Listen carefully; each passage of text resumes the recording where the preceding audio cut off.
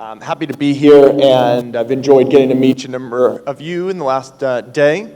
I'm here to talk about detecting and responding to threats at the speed of cloud. Let's start by reviewing the traditional SecOps model that many of us have employed. The traditional SecOps model was not designed for the cloud. In order to prevent, detect, and respond to threats, organizations have deployed firewalls and endpoint detection tooling to cover their applications and their infrastructure. We secure the network perimeter and endpoints, as traditionally these are the origin of most threats. And we collect all the logs from multiple data sources and send them to central aggregators like the SIEM to process this vast amount of data. We then augment that technology with a Security Operations Center, or SOC, who need to write queries and extract the important information, sort through the noise, and eventually respond. As a SOC works to defend applications, though, they need to make sure they can detect when something unusual happens that could represent a threat. They need to be able to understand what is noise and what are real threats, and triage in a timely manner. And when a threat is identified, they need to have the capability to respond to that threat before any significant damage can occur. But applications and signals are changing. What we're seeing is that applications are now often built using DevOps methodologies and CI/CD tooling, especially here in India. Organizations are moving more of their applications to the public cloud and taking advantage of cloud native capabilities. And as we move away from these monolithic architectures, our apps are composed of containerized microservices. And the threats are changing as well. The attack surface is much larger. You no longer have the four walls of the data center where you can control the perimeter and lock down ingress and egress. Identity and what resources a specific individual or group of individuals can access needs to be actively managed. Identity effectively becomes the new perimeter. And the same cloud APIs that enable us to deploy our applications fast are also being used by the attackers to move fast and repeat attacks. We're actually seeing on average that cloud attacks are taking less than 10 minutes, and we'll talk about that more in a second. As we think about the new reality of cloud computing and application development, it's important to remember that the cloud is not an endpoint. It's a collection of APIs. And a container is not an endpoint.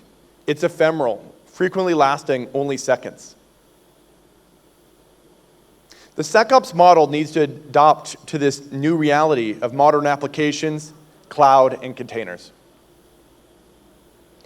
But cloud security isn't new, but the capabilities in market have been fairly fragmented. Early tooling has focused on hardening and prevention, vulnerability, configuration, permission management.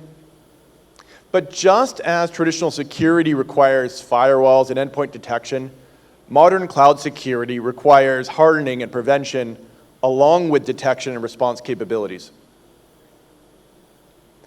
The challenge today is that everyone's buried in the alerts and the noise, and there's no way to find out what's critical in all of that noise. The status quo has organizations like yours working blind, and cloud attacks are moving way too fast to keep up. Cloud security must be real time. If we wait until we get an alert from our SIEM and then start investigating, it's probably too late. To bring these challenges to life, let me share some insights about the types of attacks our threat research team is seeing. Cloud attacks are fast, scary fast in fact. Scarlet Teal is an attack, which I'll talk more about in a moment, that took only 222 seconds to fully execute. Zero to Admin was a hands-on keyboard attack and still only took 2 hours to complete. These types of complex attacks using lateral movement to achieve their goals, traversing across cloud and on-prem environments. The primary takeaway being, without cloud-native visibility and real-time insights, security analysts have massive blind spots leading to delays in detection, investigation, and response. So digging into Scarlet Teal was a sophisticated attack detected by Sysdig's threat research team last year. The attack highlights exactly why organizations need to think differently about the cloud. In short, the attackers compromised AWS accounts through exploiting vulnerabilities in compute services. They then deployed a crypto miner, but that was just a distraction. They obtained AWS credentials, moved laterally between accounts, and ultimately stole intellectual property. As much as this company had invested in posture controls and hardening, the attack still bypassed those controls. And remember, this all happened in 222 seconds. And I'd ask you all to think about, could your organization respond to a threat in 222 seconds? For this reason, we have worked to set a benchmark for defending cloud innovation at speed. Now, how does one go about setting a benchmark? Well, we started by interviewing our customers, talking to industry analysts, and reviewing our own threat intelligence data. As Simrapreet introduced yesterday, we've established a 555 benchmark for cloud detection and response. 555 is broken into 5 seconds to detect, 5 minutes to correlate and triage, and 5 minutes to initiate a response. Let me start by saying we know this is an ambitious benchmark, but it helps frame up what we need to do in order to get ahead of these fast attackers. So first, 5 seconds to detect threats. That is to collect detection signals from the cloud service providers and cloud security tools within 5 seconds to ensure visibility into many of these assets that are ephemeral and short-lived. So most of these organizations these days developing in the cloud are using short-lived environments such as containers or Lambda functions. From our research, the average life of a container is only 5 minutes, so it's important to capture this information in that time. The second part of the benchmark is 5 minutes to correlate and triage. That is to automate triage by gathering full context from the correlated signals within 5 minutes of receiving the first relevant alert. The last part of the benchmark, 5 minutes to initiate a response. Use the flexibility of the cloud to initiate tactical response actions within 5 minutes of a high-fidelity detection. If we can correlate the signals in the last part, now we can take action in response to those signals, ideally as soon as possible. At a minimum, we want to limit the blast area. But how do we meet this benchmark? We need cloud detection and response capabilities with real-time insights. As we have discussed, traditional EDR is not built for the cloud.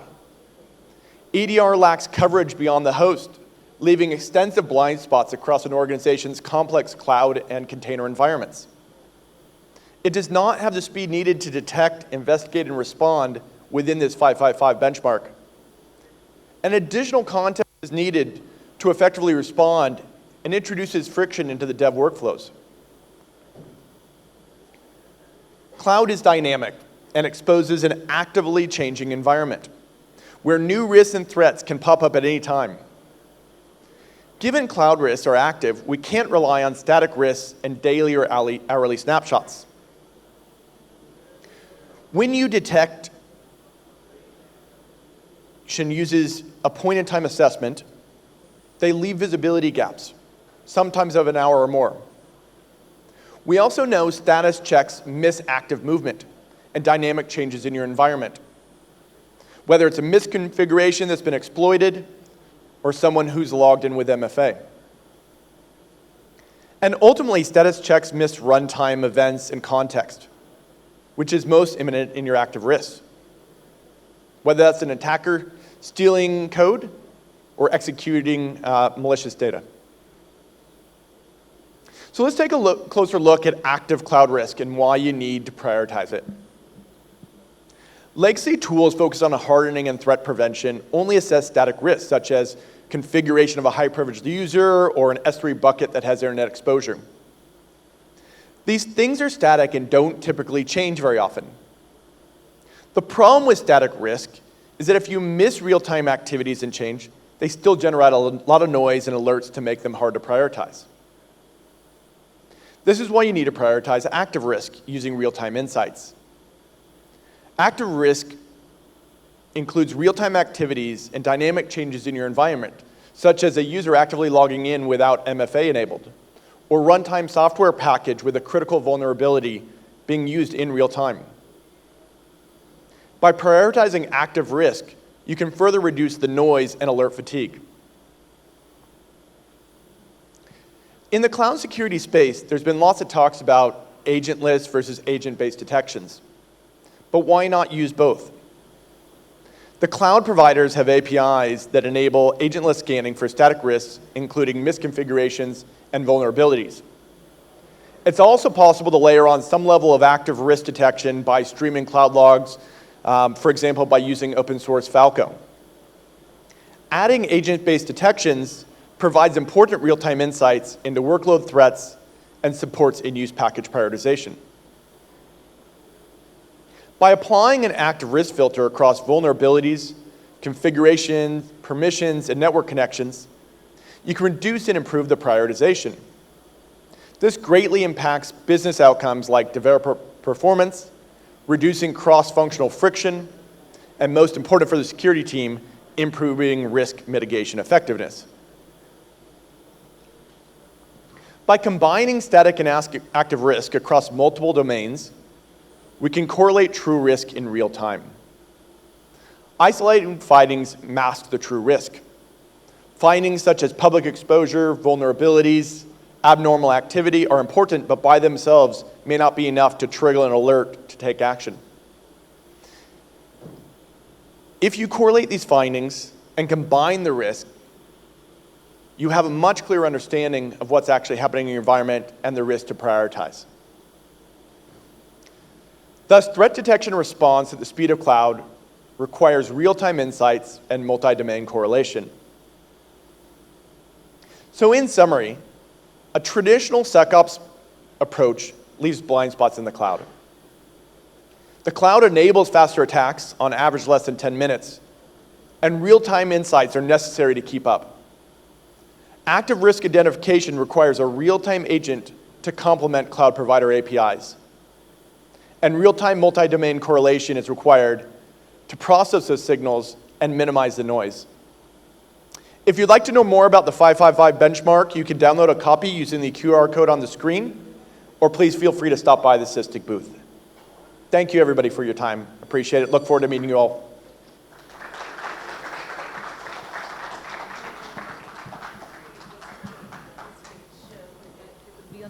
We've got a certificate for you. Ladies and gentlemen, need to please extend a round of cheer because as Mark stands on the stage, this is a certificate that we would like to present, and all of us would like to present to him for planting a tree, and that's such a beautiful deed done, right? So thank you, Mark, and congratulations and more power to you. Thank you very, very much.